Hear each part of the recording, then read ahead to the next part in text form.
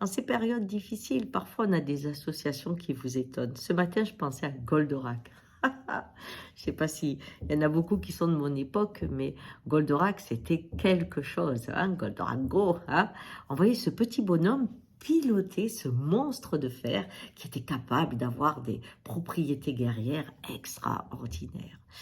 Et je pensais aux défilés militaires qu'on avait eus ces dernières années, tellement importants pour la Chine, l'Amérique, la Corée, la Russie, la France. La France, je ne l'ai pas vue, mais en fait, ces images m'avaient un petit peu effrayée, hein.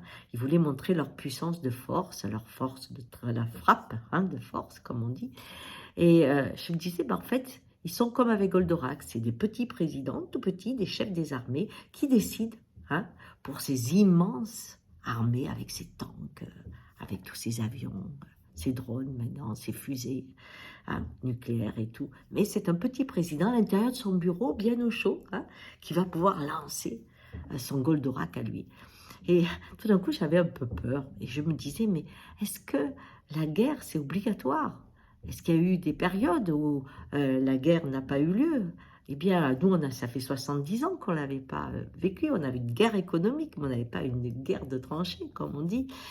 Et j'ai repensé à certaines civilisations où j'ai lu dernièrement que l'on a découvertes et qui ont duré des centaines d'années, qui étaient importantes, pas des petites tribus de chasseurs-cueilleurs, non, vraiment organisées, mais elles avaient la particularité d'être organisées en cercle. Alors que partout où vous trouvez la guerre, vous êtes en vertical. Vous avez quelqu'un qui a la vision et ceux qui l'aident à l'incarner et le peuple qui suit. Ça, c'est le vertical. Alors que le cercle, c'est la collaboration. Et on voit bien cette différence. Et je repensais à Maria Montessori qui disait « On prépare la guerre, pourquoi? Parce qu'on apprend aux enfants dès le plus jeune âge la compétition, au lieu de parler de la collaboration. » Aujourd'hui, avec ce changement climatique, nous avons tous eu envie que la collaboration puisse exister. Et ce que nous avons, c'est la guerre. Et on ne sait pas si on est en train de préparer la paix ou si on est en train de préparer une plus grande guerre. Et là, il me revient une pensée toute simple. Quand j'étais jeune, on me disait, tu sais, si tu veux la paix, prépare la guerre.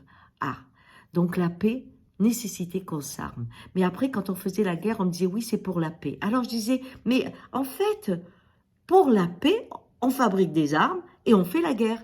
Donc la paix ne passe que par la guerre. Bien, il y a peut-être une autre possibilité. Et je crois que collaborer, la vie va nous mettre au défi de le faire, parce que sinon, on fera comme l'histoire du borgne, hein. À force de se battre, ils finissent tous aveugles. Eh bien, je crois que ça sera ça ça arrivera.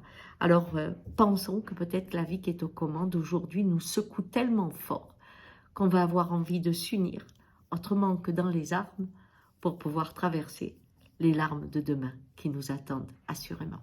Ciao.